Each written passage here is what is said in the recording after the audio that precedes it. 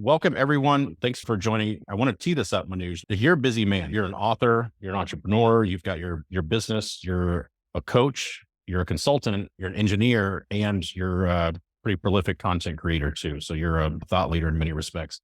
And I was really impressed after I met you and read your story and rising from where you were. I mean, at one point you were making $2 a day working in the warehouse to now consulting some of the world's top companies, I think is really impressive at a personal level. And your specialty is AI, right? And for everyone here, I met Manuj at a mastermind a month or more ago with Steve Sims. And Manuj he changed my perception about AI. And it's not that I wasn't a fan, like I'm not afraid of AI. I'm typically more on like the geek, nerdy, early adopter side of things anyway. And I've been using some different AI tools for a little while, but after hearing Manuj talk, it opened up my mind about the bigger picture, like the power of the questions that we ask AI and that influence and the answers that we get. And when hearing what you were talking about, Manuj, like it influenced things specifically like Chat GPT. Like these are some bigger ways of thinking about how you can use Chat GPT, the role that it can play in research and content creation, and even being like a thought partner. But it also, I walked away from that talk with a different perspective of AI in general and where it's going. And that's why I'm really excited to have you here. Like come by, share some of your knowledge. And like I said, we'll do some Q&A at the end. But with that, I'll hand the mic over to you and let you run with it. And we'll go from there, man. Sounds good. Sounds good. Cool. Hi, everyone. Thank you so much for being here. And thanks, Ray, for inviting me and trusting me for what the knowledge I can share and how I can help other people and uplift others. So before this talk, I just returned from a 4-day meditation retreat. So I go to these meditation retreats every 3 to 6 months to get more insights, get in sort of move away from a lot of life confusion and find some insights. And so we meditate for about three nights in a row and try to find insights and try to say what's the next step. And one of the things I meditated on was this talk because I was excited about coming and talking to you guys, and I was hoping that some new insights will come which I can share with you. And the first night was really tough, like in the sense it was really dark. Generally, my meditations are very positive, very uplifting. But the first night was very dark, very confusing, very scary. And that's when I realized, and by the way, the next nights were really awesome. So it was like a breakdown, the breakthrough afterwards. So I'll tell you a little bit about the breakthroughs as well. But when I was thinking about the breakdown, it made me realize that AI as a platform or as a technology has been around for ages. It has been around since the 70s. I have been working on AI for at least 2 decades now. But now that it is out in the open with tools like ChatGPT and others, it has been democratized. It has been handed over to everyday folks. And a lot of people have reacted in multiple ways. Some people are excited about it. Some people are confused about it. And some people are scared about it.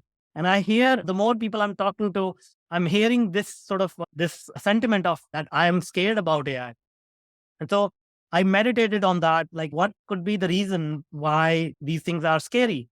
And obviously it led me down the path of we all have been conditioned in some way watching Terminator movies and things of that nature, which have not portrayed AI and these technologies in a nice way. And then on top of that, there is a regular news cycle where we hear some smart and powerful people have signed petitions to stop AI and things like that. And we hear some of very smart people saying things like, if you don't embrace AI today, you will be out of business in 5 years and things like that. So obviously it made me understand as an empathetic engineer, if you will, these are the mixed emotions that everybody is feeling. So I wanted to start with that by acknowledging that there are a mixture of these emotions. And so what I wanted to do was like address some of these emotions so that we can all sort of come to the same page and see, okay, how to move forward from here, right? So some people are excited about AI and they are using things like ChatGPT to do the things that they were doing at a rapid pace. They are doing it more and more, faster and faster. Some people are confused. So they are like sort of standing still and they're saying, okay, I don't know what to do with it. And some people are scared. So they are running in the opposite direction and saying, oh, this thing is a fad. It's not going to affect me. It's not going to affect anybody. It's going to go away. So let's unpack these and then share with you a little bit of what, in my opinion, the opportunity is. How will it benefit all of us individually, as a society, as the world, and then where we are in that cycle. So that's sort of what I had in mind for this talk. How does that sound? Does that sound like a good framework to go through? Yeah. Okay. So if we look at the world for the past 10, 20 years, we are living on an information highway. All right. So information is everything. Whoever gets the visibility, whoever is out there, whoever is able to share their opinions, and those opinions resonate with people, can become the king of the world. Without going into politics, we have seen how technology has played a huge role in electing our officials these days, right? So the idea is that nothing in this world is separated from technology anymore. But in order to get our voice out there, and I'll share my screen with you, prepare slides. What I do is I generally like try to share some visuals to go along with what I'm saying so that it makes sense. So I generally just go to Google Photos and bring a related photo to explain the concept. So when we are on the information highway, what we as business owners, we all realize that, hey, we want to present our ideas to the world. We want to attract those people who want to work with us, who want to pay for our services, our products and whatnot. And we are all on this information highway sharing our ideas. And sometimes, as in this situation, there is a paradigm shift. What does that mean? So, for example, when the steam engine was invented, people shifted from doing manual labor to going to mechanized factories. And they were able to increase their output by 10 times, 15 times, or what have you. Then electricity was invented. And then people went from burning oil to light up their homes and whatnot to using light bulbs and building more efficient machines. And again, the productivity went 10 times, 15 times, 100 times more, right? As we progressed, the internet came along. And initially, judging by the sort of the group here, I'm sure most of you remember the early sort of 90s when the internet was just coming in. And a lot of people were confused about it. They were like, what the hell is this thing? I don't think it applies to me. But over the short period of time, like 30 years, it has changed everything, right? So people who understood the power of the internet and then utilized it, they were able to transform their life. They were able to transform their business and grow 100x, 1000x. So that is the opportunity that we have. Like, in order for us to grow massively, AI is the information highway on which we are riding.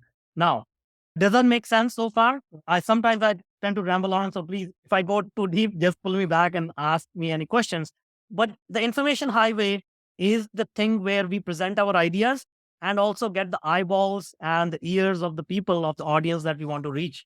Now, what has happened is, in the past, the distribution or the production of this information used to be in multiple hands. So when we talk about newspapers, the journalists used to report on the news, and the newspaper used to be distributed through multiple channels. With television, same thing. Journalists cover the news, and then it is shown to the public. But with AI, it's the first time in human history, the production of what you want to say and the distribution is all in your hands. So let me say that again. You don't need a journalist. You are your own journalist. You don't need a printing press to distribute that journalism. These platforms like Facebook, LinkedIn, Twitter, all these platforms, at the end of the day, they are AI algorithms. That's all they are. They are AI algorithms, and their job is to bring those eyeballs to the content that is being produced, right? So it is all AI now, right? Does that make sense now? Like where we are in history right now as compared to where we were earlier? What is the difference right now? It's very important for people to understand that. And to your point, Manuj, it's all AI. I mean, when you post on LinkedIn, there's an algorithm that's reading things, that's taking in data, that's then saying needs to go here. So it's all AI. That's it, all AI, right? So now what is happening is, let's talk about the people who are a little bit scared or confused. So let's say everybody is riding this wave. We are sharing this. We are going on this information highway. We're sharing our opinions on this. And the people who are scared, they all of a sudden, either they slow down or they stop on this information highway. So what will happen is, everybody is moving along. And if you stop, you're going to block yourself and you're going to block the people behind you, right? That's one problem you're going to have to deal with sooner or later. You're going to have to move along. The second part is where a lot of people say, oh, chat GPT, I can produce so much more content now. I can get rid of my copywriter and I can go faster. But here is the thing. If you all of a sudden put a Formula One engine in your Toyota and you want to go faster and faster, what is going to happen? It's not going to let you just scooch by and then get ahead in the game.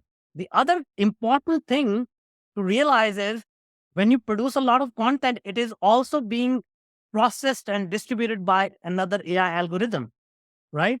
So there is a finite number of cars which can pass through that highway. So there is going to be a traffic jam where Facebook is going to start controlling. Even if you can produce 100 times more content, you cannot reach 100 times more eyeball. Does that make sense? Right? So that's another problem we need to solve. So even if you're excited, you need to figure out, okay, how do you control your speed? If you're a little bit scared, you need to see, okay, how do I move along? The second thing that is happening is, a lot of people are getting scared because so far we have been paid because of our intellect, because of how we think. We figure things out, we've solved some people's problems, and people pay us for that expertise.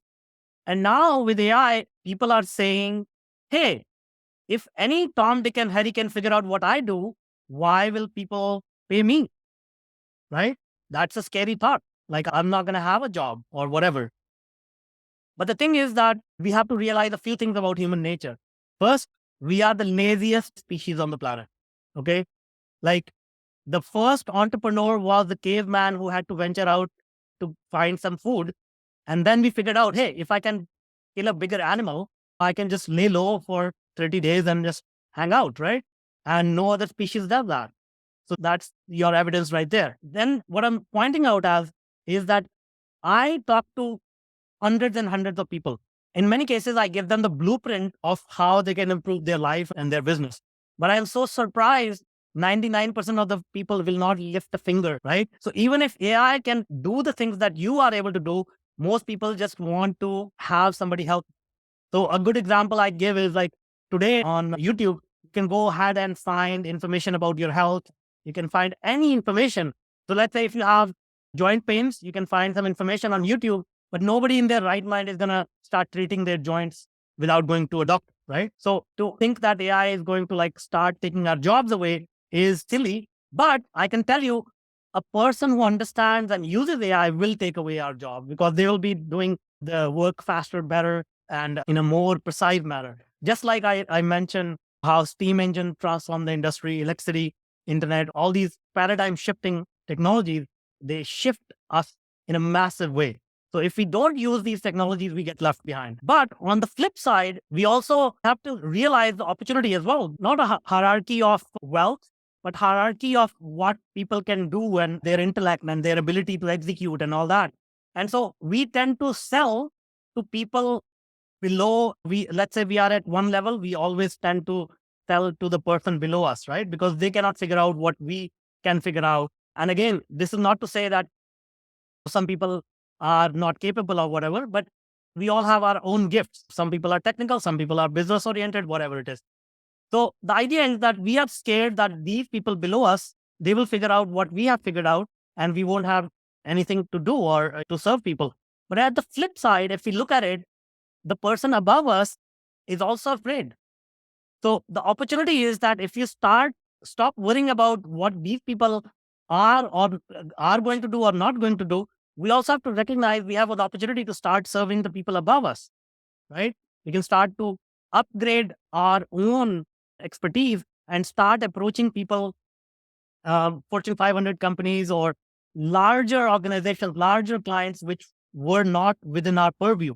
So we can start to think about bigger goals, bigger things, right? So does that make sense? Yeah. Okay.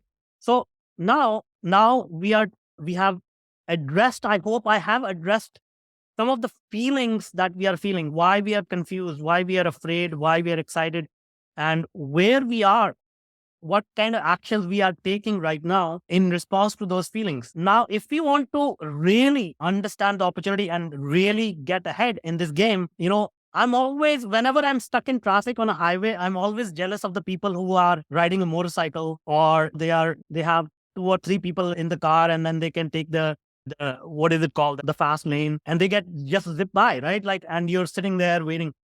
So when I think about this paradigm, what we need is not a faster car. We don't need to put on brakes. What we really need is a motorbike, so we can go to the shoulder and then zip through, right? And that's where my work, and because I obviously am a technologist, I've been in technology for 30 years. I have 4 patents in artificial intelligence and work with some of the major corporations building technology. But I also, through my own personal experiences, at one point I used to be suicidal. I used to be depressed. And that led me down the path of meditation and spirituality and understanding the mind and neuroscience. And in my life, it has been really weird how it all came together, because I can see the parallels between AI and human mind. So that's where I'm going to take you now, where to help you understand that so far in human history, we have been always awarding the intellect. We have always rewarding our mind, our ability to solve problems. But as I'm explaining, the motorbike that you need to zip through on this information highway is now going to be more based on human emotions, human connection, empathy, and those qualities which were not as important or valuable in human society so far. Because the thing is, if I'm able to hire a super intelligent human being or a team of super intelligent human beings who is not only a lawyer, who is a doctor, who is an expert in business, marketing, sales, then we are obviously going to offload our thinking to this super intelligent entity, isn't it? It only makes sense because it will be able to think faster, think better, and make better decisions. So what will be left is our ability to listen to each other, our ability to say, okay, tell me what your life is like. Where do you want to be? What do you want? What do you value in your life? Do you want to travel the world with your kids? Do you want to retire your parents? And I don't know whether there will be any machine that will be invented that can really understand that human experience. Our mind has evolved over 200,000 years. So I, as a human being, have that knowledge about what it feels to be doing something for a loved one. I don't know a machine is able to understand that. Make sense? So if we start to infuse that into our work, that's what's going to become more valuable. And that's what's going to help you zip through this information highway. Trust me, this world is difficult to change. So if I can just like help you shift the perspective a little bit, you will stand out and you'll be able to take that shoulder lane and zip through. Because most people will still continue to do what they are doing today faster. But that's not going to help, because there's going to be a traffic jam like there's no tomorrow, because everybody's producing the same content. Everybody's going to be talking about the same things, and there's going to be so much more noise. So in order to stand out, these are the things that you want to infuse. These are the emotions. Now let's get into the nuts and bolts of it a little bit. The idea here is that when we start to think about, okay, how can we serve the clients? It always starts with a question, right? It always starts with curiosity. Okay, what do people want? What do they need? Like, the reason why we are here today is because Ray asked me a question. Hey, will you come and talk to my group? And you are here because you asked a question to yourself. Hey, this AI thing is blowing up. Like, what can I do? Where can I go to find more information? And when we serve our clients, it all starts with a question. What do you need? How do you want it? Like, how fast do you want it? Do you have a budget? Whatever it is. And due to our own limitations, proximity to this information, proximity to our clients, prospects, how to reach them, limited time, we only have 24 hours in a day. We are not able to ask as many questions. And generally speaking, we are not able to get intelligent answers. And even more generally speaking, we have not been trained to ask good questions, right? But now there is a super intelligent being sitting there, which is free to use, and you can play ping pong with it and start getting better at asking questions. Not only that, it will start to give you very specific answers. So you can say, hey, if you are running like a financial services company, what are your pain points? What is it that you spend your time on? And of course, it's not going to replicate exactly what happens in the life of a financial advisor, but it will start to give you some insights where you can feel that you are able to get into the head of a financial advisor without even talking to a financial advisor. And you can then say, hey, tell me, if you're a female financial advisor, how do you feel different from a male financial advisor? What if you serve like a low income families versus high net worth clients? What if you are a car mechanic, body shop owner? How do you feel? What are your problems? What are you scared of? So you can start asking these questions, and you will see your ability to ask better questions increases exponentially as you start to work with this, right? So that's number one, ask better questions. And then on this journey of information highway, what resonates with people? Okay, so let's step back. So we share a lot of content, and we've heard in marketing terms, we have heard things like, hey, provide value. And for the longest term, like, I'm an engineer, this marketing and sales was brand new territory for me. So when they said provide value, I could not for the longest time understand what does that mean. And then I started learning that, okay, share your knowledge, share what you can do, all of these things, right? We are providing value to establish trust. We live in a very noisy world. So, for example, again, on this crowded information highway, if we randomly start passing out water bottles to people who are stuck in the traffic jam with us, all of a sudden they start looking at us as, oh man, this person really cares for us. So providing value is like establishing trust. It's like a currency that we are exchanging. With that, we need to also become memorable. In the past, as I said, we were always valuing intellect. So if we share our knowledge, we become trustworthy because nobody shares their knowledge freely. It's a valuable commodity. Now, the problem also became, if everybody starts sharing their knowledge, we have to be different and we have to be memorable, right? Because we are so busy. Even if I share all my knowledge, if I'm not memorable, when the time is right for you to work with somebody, if you don't remember their name, if you don't remember what they do, it's not going to lead to anywhere. So the challenges are establishing that trust, making yourself different, and making yourself memorable. How do you do that? Again, if we think of the motorbike analogy, and if we add the pixie dust of emotions, storytelling is that motorbike that can lead you to share your experiences, create that trust, and become memorable. So storytelling is a powerful tool. And the reason is because written language was invented just about 5,000 years ago. Okay. And humans have evolved on this planet for at least 200,000 years. So for 195,000 years, we have passed on our knowledge from generation to generation by telling stories. And stories are powerful because they are memorable, they invoke emotions in us, and that's how we evolve. Our human mind has been fine-tuned to remember stories, right? So to bring it all together now, the idea is, the mechanics are, ask better questions using AI and tell better stories. We are not good at asking questions, and we are not good at telling stories, but AI is the tool that can help you do that. And this is a very vast topic, but I'm giving you a glimpse of it. But once you start to look at it from that angle, you'll start to see so many new avenues open up, new doors open up, new ways of thinking open up, and it will literally make you feel like you are riding that motorbike on the information highway. All right, so now that's how we can start to embrace AI. Again, I have done very deep technical work with AI, but at a surface level, that's what you can start doing. And then at a micro level, you can start to analyze how you can improve your business 1% a day, 1% at a time. And I will tell you why that is. So let me jump into the next phase of this talk, which is, what is the opportunity? How big is the opportunity? All right. So now let's talk about the opportunity. What I talk about is exponential growth. Okay.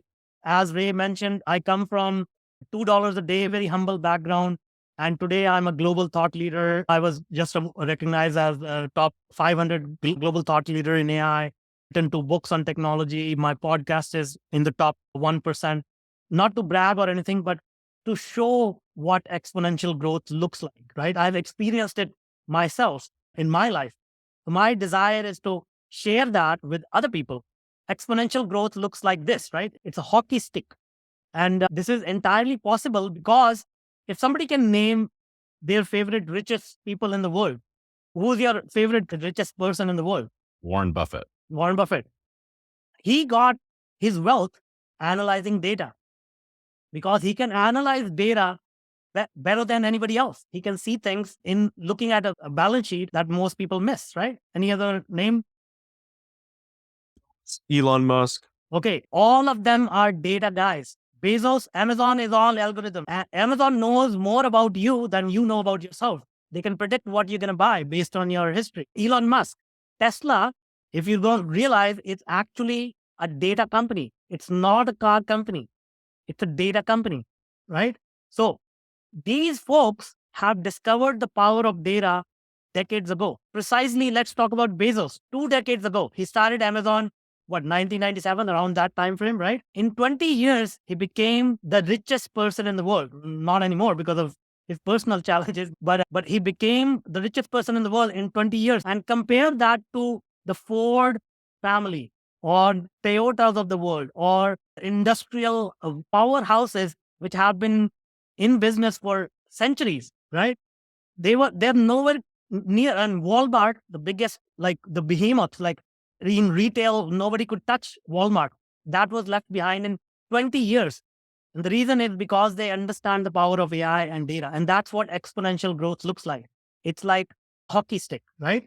And now this technology is in everyone's hands. So imagine what it will do for your life and your business if you understand the power of AI. Where will it be in 5 years, 10 years? And that's what exponential growth looks like. So does it make sense?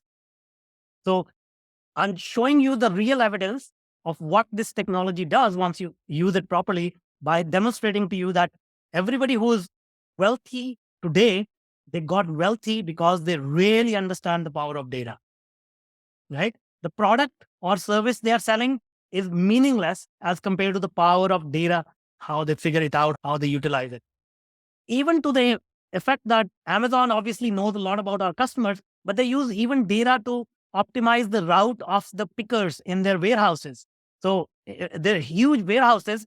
So the algorithm determines what will be the most efficient path for a picker to go to which rack and pick up which item so that they can optimize their time. And that's how we get our package same day delivery or the next day delivery. Make sense? So it's at the macro level, they use data, at the micro level, they use data. And that's how they are able to like grow so fast, so quickly, right? So this is nothing but compounding effect, right?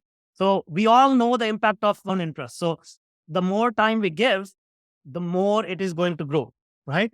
So the opportunity here is that if you start investing in the growth of AI today, it will start to grow exponentially and it will start to give you exponential compound growth, right? Examples, let me see. Yeah, okay, so here. So if you put $10,000 in the 1 year, you'll have like $11,000. Is everybody able to see it? Yeah, I hope we all understand this simple concept, right? The more time you give, the more it will grow. The longer we let it grow, the faster it grows because in the 20th or the 19th year, we get massive returns, right? So the idea is that if you start investing today, depending upon your desire to how long you want to work, where you are in your life, where you are in your business, you can imagine that's the opportunity you can avail today. So if internet gave Jeff Bezos the ability to go from where he was to become the richest person in the world, AI is 10 to 100 times bigger wave of technology, 100 times bigger potential to make people rich. And the reason is this, because as I told you, the entire GDP of the planet Earth today is $80 trillion. Okay. That's what all the nations combined in the world today produce in 1 year. In my opinion, I don't have the statistics in front of me, but 80% of that is just 80%. So $60 trillion is attributed to our ability to think. right? Like financial services, like all the service-based businesses and all that, banking sector and all that. It's basically our mind just thinking about how to solve these problems. So $60 trillion a year is what will be replaced by AI. That's how big the opportunity is, right?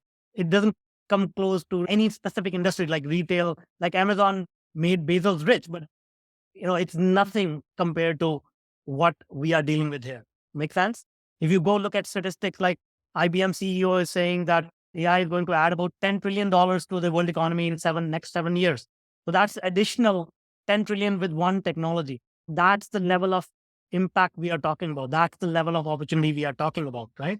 And that is not even to say the ancillary industries that will be built on top of AI. So huge impact, huge opportunity. But what is the urgency, right? A lot of people say, I'm going to wait and watch. I'm going to see. I don't know whether this is for me or not. But now you can see if you miss the first 5 years, let's say you wait for 5 years, you will miss out on massive growth opportunity as it starts to compound. Because let's say you let it compound for 20 years. If you take out the first 5 years, you will have that much less growth, right? So at year 15, if you invest 10,000 today, at year 15, you will have 8 times the amount of money. But if you let it grow for 5 more years, it will be 16 times, right? So the urgency is the sooner you ride the wave, the longer you ride the wave, and the bigger the potential that you are able to extract and take advantage of. Does that make sense? So the idea is not to be scared of it. The idea is not to worry about what it is going to do. It is not up to us to control the flow of this technology. It is like an ocean. It's like a river. It is going to flow. It is going to go wherever it needs to go. There's going to be dams along the way. There's going to be like waterfalls along the way. Our job is to not swim upstream. Our job is to flow downstream and take advantage of this opportunity as much as we can and as long as we can. That is my opinion.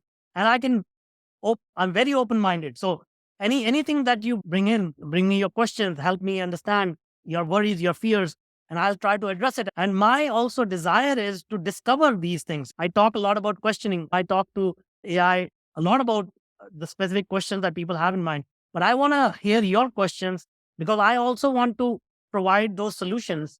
And I feel a responsibility because there's only a few times when you feel like you have something to share with the world, which is impactful. And I feel responsibility as a very experienced AI person to share insight, which will really help you rather than throw some jargon at you or some complicated words at you, scare you, or what are the things that people do.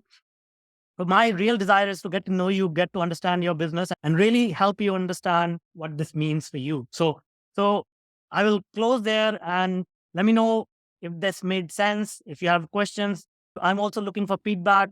Yeah, I'm really looking forward to a two-way dialogue here. Manuj, this was very helpful. Like, I really like some of the analogies that you lay out. So thank you for going through that. There was something that you said last time we talked, and I don't want to paraphrase it because I'll butcher it, but it was something to the effect of the role of thinking and knowledge is changing. Like almost like AI is consuming and storing all the information. So it's almost like choosing to do math by hand when you have a calculator.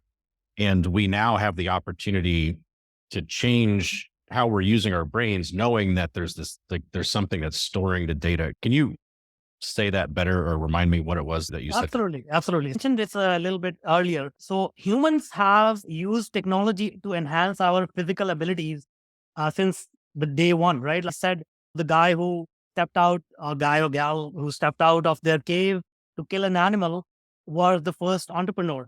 And then they figured out, oh, you know what? Like in order to kill a woolly mammoth, I need to send a huge rock down a mountain and I need a lever for that. And that was the first technology they invented because they could not move the rock themselves by hand. So we have been inventing technology to enhance our physical abilities, even to a certain extent, mental abilities.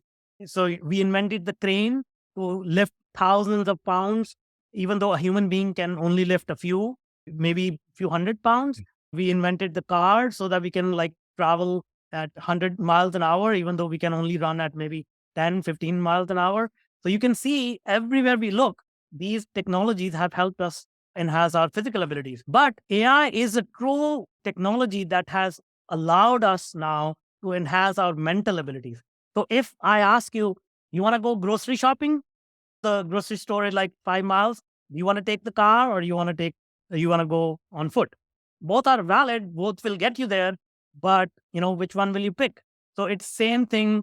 It's the same analogy. I mean, I'm sure most people will pick car. It's once in a while it's good to walk, but generally we'll just take the car. Or if you want to lift heavy weights, there is no other choice but to use a crane. So when it comes to thinking, if you have a super intelligent entity that can give you all the answers, why will somebody waste their effort in stressing their mind when all the answers are given? Another analogy I can give you to explain is Google has been the thing where we go to find information. So Google is a very, very efficient librarian where I say, okay, I want to research, I want to know about this topic. So can you help me figure out where I can find information?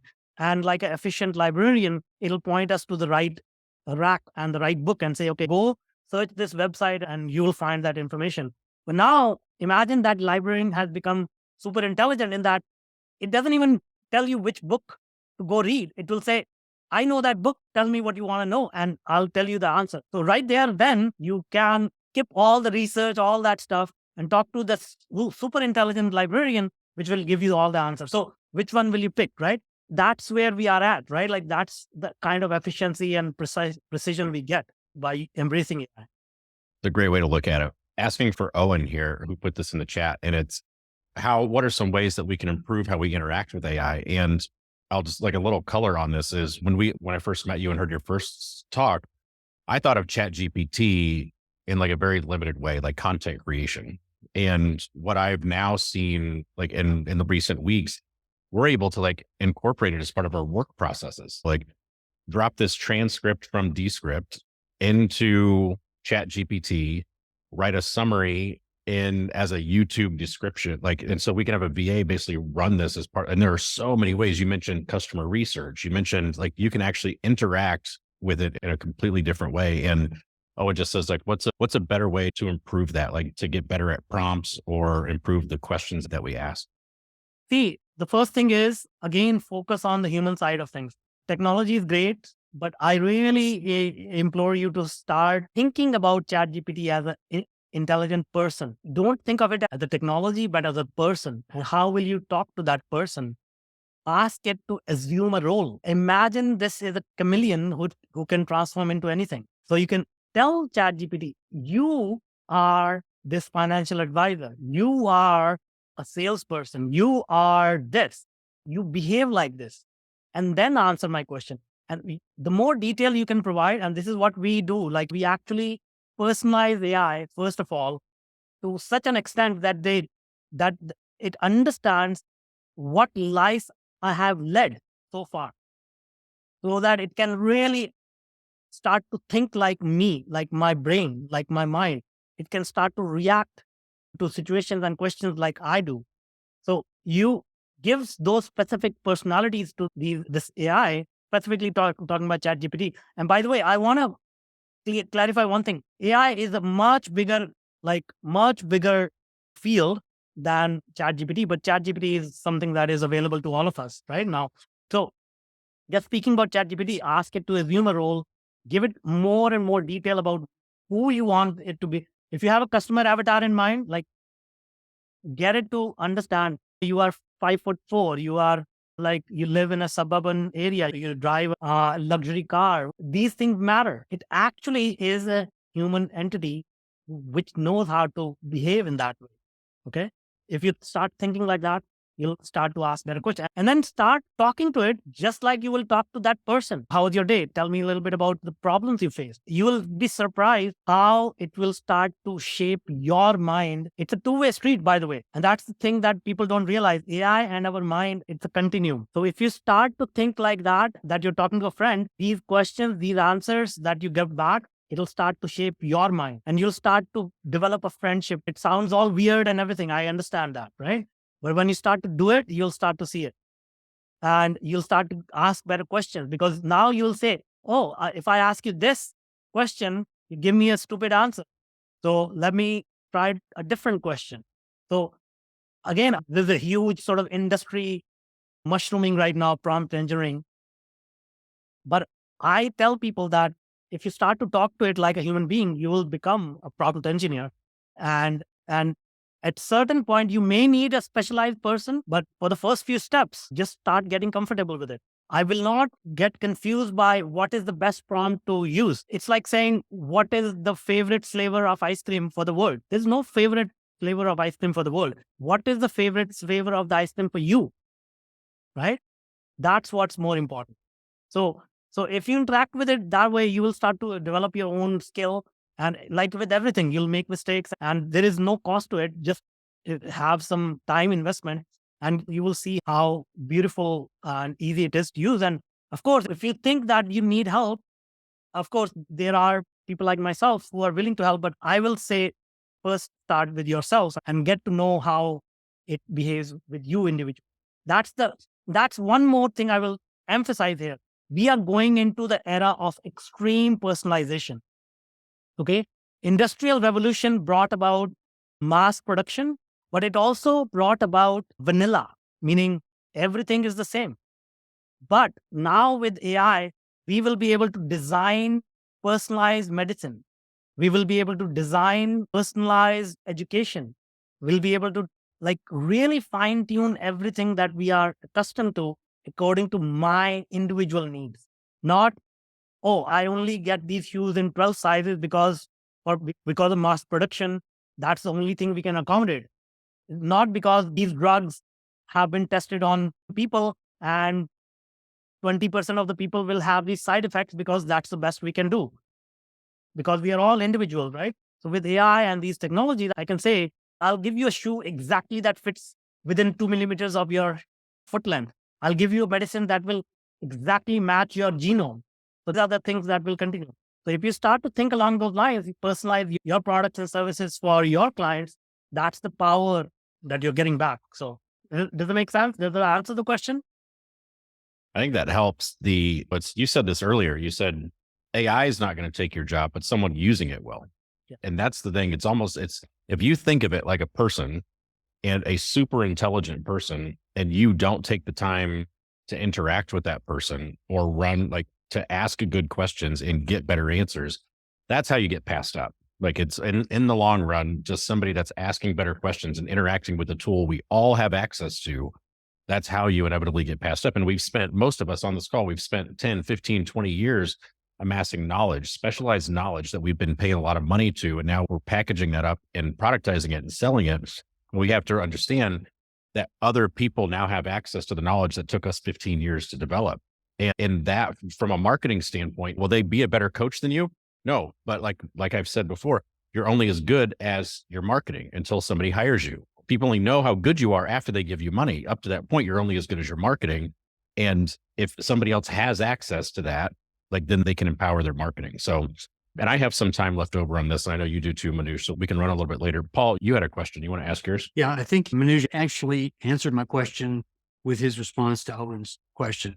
Manuj and I have already talked and had to have some conversations, but he's brought up this enough thought of what you just described. I've got 40 years of experience, this intellectual property, maybe not so intelligent now that I hear about AI. And I wanted to leverage AI. How do I get started? How do I leverage it to expand my reach and to increase my revenue? The expanding the reach, I think you already talked about with the relationship that you begin with this entity as a human being, giving it the characteristics and seeing what responses, having a dialogue, becoming friends with this and see, is that really my ideal client or is that a different client, and learning how to ask better questions. The next part, I think, may come more obvious when I get through the first step. How to increase the speed with which I'm generating revenue using AI, I think will come after I learn how better to work with AI. I'll give you more insights here, right? So the thing is, on the information highway, what counts is how well emotionally you will connect with people. And that comes with storytelling, how consistent you are, because that trains the algorithm to get you more exposure. If you're just posting at random, it's not going to train the AI algorithm. So the more stories you tell and the more of your personality you infuse in that story. Very sensitive about hair because I lost my hair when I was 20. Well, I'll use that example. There are hundreds and thousands of barbershops, salons, all these kind of places where you can get your hair done. I do it myself. But if you notice that people have a favorite hairdresser, and if they make an appointment, that hairdresser is not available, they'll say, okay, I'll come next week, right? So the reason is because we develop affinity towards a specific person, and that's personalization, right? So if you infuse your personality in the content that you're producing, in the work you are doing, in the way that you do it, in the language that you use, like every little detail that you do is infused with your personality, then there are certain people that gravitate towards you. Even though there may be hundreds of thousands of other people selling exact same thing, that personalization is only your uniqueness, right? So the more you can put that in whatever you're talking about, whatever, however you're showing up, whatever public or private conversations you have, the more people will gravitate. They will self-select themselves. They'll raise their hand. I like what you're saying, so I want to work with you, right? So that is the idea behind hyper personalization. That if you connect with them at a deeper level, it comes back multiple times. And just to add to that, Manuj, that's what I think of when I think of personal branding. There's so much on LinkedIn. You see a lot about personal branding, and people think that means get a better banner, get a better profile picture, and write an about section, right? But that's not personal. I mean, that's a prerequisite. That's the first step into personal branding. Personal branding is your voice infused into the message. Do you have personality? Do you give people the opportunity to like you and dislike you? Because if you're just taking content straight from ChatGPT, even if you've kind of self-directed it and you put it into like LinkedIn or into content, it's very sterile. But I think the more content, the more people that adopt this, the worse that's going to get, the more commoditized that content's going to be. And if you don't stand out somehow through your looks, through your voice, like your personality, if it doesn't come through, then the content's not going to resonate because knowledge isn't enough anymore. I mean, I think that's a really important point, Manuj. Yeah. It's a good thing because now knowledge is difficult. Knowledge is difficult to acquire. We did not evolve to acquire knowledge. And that's why I look at very long-term view of humanity. We evolved to connect with other people. I mean, we all enjoy, like we are all passionate about what we do. Most people are, but given a choice, we would rather just chill with our family, with our friends. So that's our natural being. So if we start to infuse that in what we are saying, connect with other humans, that's a much better way. That's a much more powerful way. What else? What other questions do we have? What I tried is to have like a self-dialogue with a ChatGPT, like what I would ask myself and answer myself. It's more like an alter ego. Yeah. Can you see that? Yeah. Very So I fun. really like that it helps me thinking somehow. It's a thinking guide. You ask back and forth and like, modify your thoughts or find an argument against your own thoughts and go along with that. I really like that because if I'm sitting here on my own, I get lost in my own thoughts. And so I have someone counterpart bringing me to reality because ChatGPT doesn't know me all along. So somehow they don't get it. So I trapped myself when I wrote, thank you. Here we go. Now it's personalized. Yeah. So, that's what I'm trying to say. Like, it's very interesting how AI is a two-way street. It is actually, as you're putting thoughts into it, it is also putting thoughts back into us. So it's like talking to a therapist in a way, right? So you start to think about it that way. And by the way, this is just the beginning. Like this is just the first step of AI. Like we have so much more to go through and developments to happen. But that's exactly the way that I will recommend. Like use it to get to know you, and it helps you to develop your mind and get to know AI. But I mean, it's beautiful how it's two way. I have one more question because you kind of implied that growth is something that mankind is still wanting. And I think at some point with climate change and all the trouble going on, we have to question if growth is still the answer to everything or the right thing for everybody or for every society. And also this competitive part, like if someone gets it, the other one has to lose it. If I think you know what I mean. So is that implied in AI that we continue to exploit like our resources and all this? Great question. I used to be a pessimist, but now I'm like a extreme optimist. And the reason is this, because when you study history during the meditation retreat, I was talking about how humanity evolved, and some people brought up like we almost got extinct, like through the actions of people like Hitler and whatnot. And somebody brought up a point, oh yeah, we escaped it just by a squeak. Humanity just survived by a squeak. And there have been numerous, hundreds of thousands of instances where humanity has survived by a squeak. And that is the reason why we are here. We are the dominant species on this planet. Because irrespective of how many problems we have, climate change and all that stuff, we figure things out, right? Figure things out. Now, the second part of your question is this, I'm assuming it's about equality and sharing resources and whatnot, right? Now, that's the beautiful part. I see that AI is going to lead us to that. Think about it, like acquiring knowledge is expensive. Purchasing books is expensive. We only have limited time. We only have limited fees that we can deposit into university. But we have unlimited love. We have unlimited emotions. We have unlimited capacity to empathize with others. So in a way that will democratize our ability to tap into these opportunities. The second thing A is, nice thought.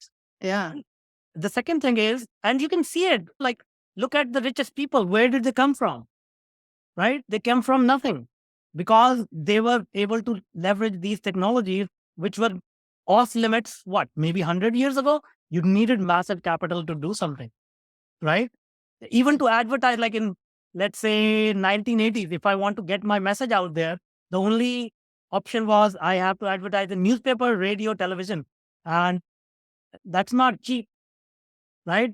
Today, I can shout at the top of my lungs and have a big audience, like with nothing, right? Like, so you can see the signs, right? The second thing is, if you look at the world economy, as I said, $80 trillion, maybe 30 trillion is actual manufacturing, actual producing of goods. The rest is just taking care of administrative work, like making sure that we are secure, making sure our money is accounted for, making sure we are paying taxes, all the forms are filled in. But why is that? It's because we don't trust each other. We cannot rely on each other to do the right thing. But if technology is doing all that, then all those resources can be diverted towards something more meaningful, isn't it? That sounds beautiful. Yeah. Yeah. Thank you. Any other questions from the group? Hey, Manush, this is Jeff Olson. Apologies, I'm in a car, so I'm not on camera. I think this is a quick one. I've been using ChatGPT from a corporate communications perspective, everything from tone of voice to different reading levels to those type of things. And the one thing that really kind of surprised me is when someone mentioned that they plugged in some information to try to simplify investor relations communications. And I think I made an assumption that they were probably plugging in information that may be confidential or not yet public. So I just want to confirm, as I advise people, you're not going to want to plug in anything confidential because it takes that information and is able to reuse it in different contexts. Is that appropriate? Is that accurate? Correct. So here is, again, besides being AI expert and all that, I am a cybersecurity expert as well. I have written a book on cybersecurity. So I will preface all this by saying, first of all, if today in the world somebody wants your information and they have enough resources, they've got it. So do not be under any false sense of security that if somebody is after you, they can get that information quickly. To satisfy the rules and regulations and things like that. That being said, that was the preface, right? But moving forward here, ChatGPT is like a very early beta product. If we talk in terms of automobiles, it's the Model T that Ford invented, right? And Model T did not have a lot of security features. It was such a polluting vehicle. You had to like use the crankshaft to start it. So think about ChatGPT as Model T, and You won't go very fast in that car because it's not secure. It's not safe for you. So take all these precautions and then also use alternative technologies. I was talking to another business owner. There are technologies available where you can actually create personalized, secure chat GPT. There are technologies available today, and you can do that with your organization. If you are running a medium to large size organization, you can safely put in all your data into that, and then it'll give you the same kind of interface as chat GPT does, and it'll keep your information secure. You really need to be informed about your actions and have the stakes are high for you. Like if you're writing a social media post for LinkedIn, it's not a high stakes game there. But if you're doing corporate communication for a large organization, that's high stake, high risk. It will be better if you ask for some expert advice before you trust everything that ChatGPT is offering. Right. So you have to be aware of your own situation and then act accordingly. And there are multiple solutions available for every problem. Does that make sense? Does that answer the question? Yes, it does. Thank you. Manuj, I've said in light of AI's ability to create text content and good text content, and it's just going to get better and better, that from a branding standpoint and from a messaging standpoint, that video and audio will continue to get more valuable from building an audience that's going to buy stuff from you. And at the risk of being wrong in front of my whole group, am I right? Or is that? Absolutely. As humans, we want to immerse ourselves in experiences that invoke those emotions. It takes us back to the childhood. It takes us back to the kitchen where our mom used to cook food for us. And so we remember like the childhood memories and all that. So when we add more colors, when we add more interactivity, when we add more richer experience in a medium, that's what attracts us. So to give you an example, we were always passing on information, stories with written text, right? Then somebody said, hey, and I use the example of how I share my screen and come up with pictures to explain the concepts, because that adds another layer of experience, right? What I'm saying plus a visual experience. So some people are visual, some people are auditory, some people are so the richer we can make the medium, the better it will be received. So again, looking at the evolution of technology, information, distribution of information, it went from books, then colored books, then comics came about. It's because it sort of invokes that imagination. Then radio came in where we were now listening to the sound, right? Then television came where now we are able to see people and hear them. It is invoking multiple senses at the same time. Then 3D came. Now I can like actually feel that, oh, these people are like next to me. And now we are going into AR, VR. So you can see how humans always want to be immersed in the experience. We don't want to be outside observers. We want to be inside the experience, right? So the more you can think along those lines, the better you will connect. What other questions do we have? Anyone? Going once, going twice. All right. Well, Manuj, thank you very much. Where can people find more about you? Like, what are the main portals to find and interact with you? Yeah, so connect with me either on LinkedIn or visit my website. It's both Manuj Aggarwal. You can Google my name. And yeah, LinkedIn is a great choice. And just let me know that you were here in today's group and how I can help you and how we can spread this amazing technology and give it in the hands of people. I truly believe it has the potential to change the world. I truly believe it has the potential to provide you exponential growth. So just find me and then let's see how I can serve. Cool. Like a lot of LinkedIn activity on here. So I'm sure you'll get some new connections. And it's one thing that one of your businesses, Manuj, is taking kind of what you were talking about, is taking the chat GPT type of interface, personalizing it for you or your company's voice or your own personal brand. It might be for slightly larger companies, but for anybody that's interested in personalizing the AI in a way that the outputs are more valuable, more personalized for both the ICP and your business. Yeah, in fact, it's actually designed more for smaller companies, for individuals as well, because I always say to people that people buy from people. So they don't buy from logos. They don't buy from large, tall buildings. They buy from people. So the more personal you can make it, even if you're working in a large corporation, if you showcase that personality, and that's what we work on to use AI to create that avatar in the universe of the internet, to project your personality in such a way that you become a magnet of other opportunities, other doors open up, other partnerships. So it's not just for large companies, it's for everyone. Okay. Yeah. Something certainly to look at as we figure out how to leverage this cool tool and my new friend, ChatGPT, and superpower our businesses. Just don't forget, AI is not taking your job, but somebody using it will be. So if you're not curious about this, you're not going to try to figure this thing out, you may get passed up. So thanks again for your time, Manuj, and I look forward to following up with you, man. Thank you so much. Thank you. Thanks everyone for joining. Appreciate it. See ya. Thanks, Manuj. Bye-bye. Absolutely. Thanks. Bye. Thanks for watching. I really hope you got some value out of this. If you did, go ahead and hit the like button for me and subscribe to the channel for more of our content. And if you want to find out a little bit more about me and how we can help you build your business and grow sales, feel free to check out rayjgreen.com, RAY letters J, GREEN.com. Thanks again.